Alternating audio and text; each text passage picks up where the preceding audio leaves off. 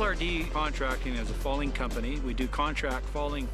We do mostly heli falling. We run anywhere from 12 to 20 fallers, thereabouts, on a steady basis. It's sort of been an up-and-coming thing using young workers. We've been kind of staying away from it in the past because of the liabilities.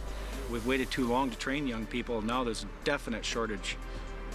Now with the new program through WorkSafe, we can maybe take that challenge now to take on some young workers. It's a 30-day course. Part of it's a classroom. It's 5 days in the classroom and 25 days in the field with a trained instructor through WorkSafe.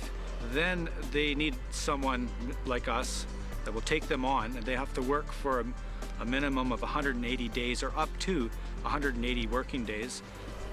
Basically, when that young guy comes to us and he's gone through the 30 days, right away we just tell him, just pretend you don't know nothing, right? I don't want your opinion really, I just want you to watch and learn, and don't just go out there and think that you're going to do it. Every faller that comes into camp and starts a new area, old or young, gets an orientation and a safety meeting. Mike took me through all the procedures that they wanted me to follow and showed me the pre-work and the helicopter safety, and showed me around, and this is where everything is, and this is what our work is, and here's where your block is, and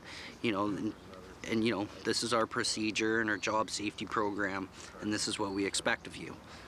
So it's hard for young fallers to read the dangerous environment and to know where they are in aspect to how dangerous it is out there. So that's the biggest concern I have is a little mistake could turn into a big mistake, and it could be life-threatening. It's good that he's there watching me, because then if I'm doing something wrong and I don't know that I'm doing something wrong, then at least I have somebody there with more experience saying, well, you're not doing that properly. For the first 3 months, I did a daily journal on Fred and documented his every move, basically. And then when we did let him out on his own, he got more than a weekly safety check. It was every couple days I would come out and visit him and make sure that he was safe and doing everything right.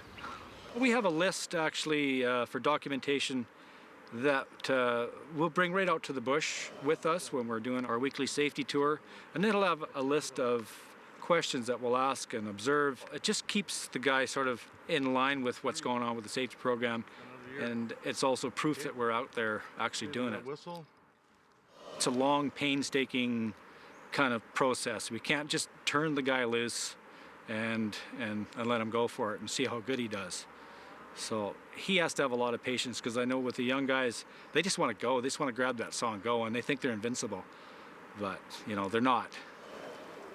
After that 180 days, then you make an application for him to be certified as a certified faller. And as that young faller even gets to that point where he's certified, he still needs to be brought through the different levels of falling. And there's a criteria there that's laid out through WorkSafe that will bring a faller to a certain level.